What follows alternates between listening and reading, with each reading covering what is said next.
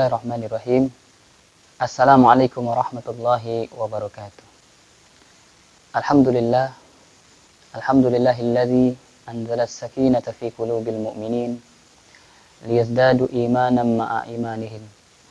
Asyhadu an la ilaha illallah wahdahu la syarikalah wa asyhadu anna Muhammadan abduhu wa rasuluh la nabiyya ba'dah. Allahumma salli wa sallim ala hadzal nabiyil karim wa ala alihi wa sahbihi wa man tabi'ahum bi ihsanin ila yaumiddin. Faqala Allah ta'ala fi kitabihil karim, A'udzu billahi minasy syaithanir rajim. Bismillahirrahmanirrahim. Al-malu wal banuna zinatul hayatid dunya wal baqiyatus salihatu khairun 'inda rabbika thawaban wa khairun amala. Shadaqallahul azim. Quran surah Al-Kahfi ayat 46. Sahabat dakwah yang insyaallah dimuliakan dan dirahmati Allah Subhanahu wa taala. Alhamdulillah, mari kita senantiasa selalu mengucapkan rasa puji dan syukur kita kepada Allah Subhanahu wa taala yang telah memberikan kepada kita nikmat yang begitu banyak, luar biasa. 24 jam nikmat Allah Subhanahu wa taala itu tidak pernah berhenti dan tak pernah putus diberikannya kepada kita. Maka dari itu, marilah kita berusaha untuk meningkatkan rasa syukur kita kepada Allah Subhanahu wa taala. Mudah-mudahan dengan kita bersyukur kepada Allah Subhanahu wa taala, Allah Subhanahu wa taala akan memberikan tambahan nikmat, keberkahan dari setiap nikmat yang telah diberikannya kepada kita. Salam dan salawat mudah-mudahan senantiasa terlimpahkan dan tercurahkan kepada junjungan Nabi besar kita, contoh teladan terbaik manusia, yakni Nabi Muhammad sallallahu alaihi wasallam. Allahumma salli ala Muhammad wa ala ali Muhammad, pada keluarga, pada sahabat dan pengikutnya. Mudah-mudahan kita semua termasuk bagian dari umatnya nanti yang akan bisa berjumpa bertemu dengan Nabi Muhammad, dan kita berharap mudah-mudahan juga akan mendapatkan syafaat darinya. Amin ya rabbal alamin. Sahabat dakwah yang insyaallah dimuliakan dan dirahmati Allah Subhanahu wa taala, pada kesempatan ini insyaallah izinkan saya berbagi semangat dan motivasi untuk diri saya sendiri dan juga kepada kita semua, bahwa dunia ini adalah tempat kita meninggal, bukan tempat kita tinggal. Maka segala sesuatu yang kita lakukan di dunia ini perlu kita pikirkan dengan sebaik mungkin agar kemudian hari-hari yang kita jalani di dunia ini penuh makna dan mendapatkan kebaikan-kebaikan di sisi Allah Subhanahu wa taala. Yang jelas kita berharap memohon kepada Allah, apapun yang kita lakukan di dunia saat ini akan menuai balasan kebaikan dan pahala nanti pada hari-hari akhirat. Hadirin jamaah dimuliakan Allah Subhanahu wa taala, pada kesempatan ini insyaallah tema kita yakni pahala jariyah dengan wakaf Al-Qur'an. Sahabat dakwah yang dimuliakan Allah Subhanahu wa taala, wakaf adalah ibadah yang amat sangat mulia yang bisa dilaksanakan oleh kaum muslimin. Terlebih jika mendapatkan manfaatnya adalah orang-orang muslim yang kemudian mendoakan para pemberinya. Salah satu wakaf yang ringan dan bisa ditunaikan oleh umat muslim adalah wakaf Al-Qur'an.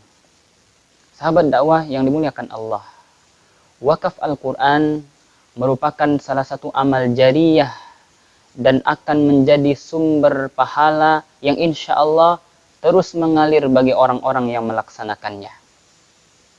Hanya dengan wakaf Al-Quran untuk masjid, untuk TPQ, untuk rumah-rumah tahfiz, untuk kepentingan dakwah yang diniatkan karena Allah Subhanahu wa taala, selama masih ada orang yang membacanya, maka setiap bacaan juga akan menjadi pahala yang terus mengalir bagi orang-orang yang mewakafkan Al-Quran tersebut. Sahabat dakwah dimanapun berada, yang mudah-mudahan insya Allah dimuliakan Allah. Wakaf Al-Quran ini juga termasuk bagian dari amal jariyah. Rasulullah Shallallahu Alaihi Wasallam bersabda, "Idza matal insan inqata'a anhu amaluhu illa min salasatin, illa min sadaqatin jariyah, au ilmi yantafa'u bih, au waladi salih yad'u lah." Rasulullah Shallallahu Alaihi Wasallam sabda, jika seseorang meninggal dunia, maka terputuslah amalannya kecuali 3 hal. Yang pertama, sedekahun jariyah, sedekah jariyah. Yang kedua, ilmu yang bermanfaat. Yang ketiga, memiliki anak yang soleh yang selalu senantiasa mendoakan kedua orang tuanya. Hadis riwayat Muslim nomor hadis 1631. Sahabat dakwah yang dimuliakan Allah Subhanahu wa taala. Sedekah jariyah yang dimaksud adalah perbuatan baik yang manfaatnya dapat terus-menerus dirasakan seperti wakaf tanah, ya, dan termasuk juga wakaf Al-Quran. Dari Abu Hurairah radhiyallahu anhu, Rasulullah sallallahu alaihi wasallam pernah bersabda, "Sesungguhnya yang didapati oleh orang yang beriman dari amalan dan kebaikan yang ia lakukan setelah ia mati adalah yang pertama, ilmu yang diajarkan dan disebarkan. Yang kedua, anak soleh yang ia tinggalkan. Yang ketiga, mushaf Al-Quran yang ia wariskan. Yang keempat, masjid yang ia bangun. Yang kelima, rumah bagi ibnu sabil, musafir yang terputus perjalanan yang ia bangun. Yang keenam, sungai yang ia alirkan. Yang ketujuh, sedekah yang ia keluarkan dari harta ketika ia sehat dan hidup, semua itu akan dikaitkan dengannya setelah dia mati." Hadis riwayat Ibnu Majah nomor hadis 242. Sahabat dakwah yang dimuliakan Allah Subhanahu wa taala, dalam sebuah hadis yang lain diriwayatkan oleh Muslim nomor hadis 2959 menyebutkan bahwa ada 3 hal yang merupakan rezeki sejati yang sudah menjadi hak milik kita. Berikut adalah hadisnya. Hamba berkata, "Harta-hartaku, bukankah hartanya itu hanyalah 3? Yang ia makan akan busuk, yang ia pakai akan lusuh, dan ia beri yang sebenarnya harta yang ia kumpulkan. Harta selain itu akan sirna dan diberi pada orang-orang yang ia tinggalkan." Hadirin jamaah dimuliakan Allah Subhanahu wa taala. Ketahuilah apa saja yang kita miliki hari ini, mulai dari apa yang kita makan, itulah rezeki kita. Tetapi apa yang kita makan, setelahnya akan kita keluarkan kembali. Dia akan menjadi busuk. Kemudian yang kedua, apa yang kita pakai. Pakaian kita, rumah kita, mobil mewah kita, semua itu adalah pakaian-pakaian. Bahkan di dalam Quran disebutkan itu hanya sekedar hiasan dunia. Maka itu juga akan usang dan akan lusuh. Nah, tapi apapun yang telah kita wakafkan, kita infakkan, kita sedekahkan, yang niatnya karena Allah Subhanahu wa taala, maka itulah yang akan bertahan menjadi milik kita. Bahkan insya Allah wakaf kita, infak sedekah kita, di samping menambah keberkahan-keberkahan dalam kehidupan kita, namun dia nanti juga akan berfungsi, mudah-mudahan insya Allah mampu melindungi kita dari panasnya api neraka. Dari 3 hadis di atas sudah menjelaskan bagaimana amal jariyah, amal yang manfaatnya dirasakan oleh banyak orang, yang pahalanya terus-menerus akan dirasakan dan didapatkan oleh orang yang melakukannya, meskipun kita sudah tidak lagi ada di dunia. Salah satu di antara wakaf yang amat sangat baik dianjurkan adalah wakaf mushaf Al-Quran. Sahabat dakwah yang dimuliakan Allah Subhanahu wa taala, wakaf akan terus memajukan dakwah, menghidupkan lembaga-lembaga sosial keagamaan, mengembangkan potensi umat, menyejahterakan umat, memberantas kebodohan, memutus mata rantai kemiskinan, memupus kesenjangan sosial. Sahabat dakwah yang dimuliakan Allah Subhanahu wa taala. Lalu apa? Di samping kita akan terus mendapatkan pahala yang terus mengalir, tidak akan ada putusnya. Balasan apa lagi yang harus kita dapatkan, yang akan kita dapatkan di saat kita mau menginfakkan, mensedekahkan dan mewakafkan harta kita di jalan Allah? Balasannya tentu tidak lain adalah surga Allah. Di dalam Al-Quran surah Ali Imran ayat 133-134, Allah berfirman yang artinya, dan bersegeralah kamu kepada ampunan dari Rabbmu dan kepada surga yang luasnya seluas langit dan seluas bumi, yang disediakan bagi orang-orang yang bertakwa, yaitu orang-orang yang menafkahkan hartanya baik di waktu lapang maupun di waktu sempit, dan orang-orang yang menahan kemarahannya dan memaafkan kesalahan orang lain. Allah mencintai dan menyukai orang-orang yang berbuat kebaikan.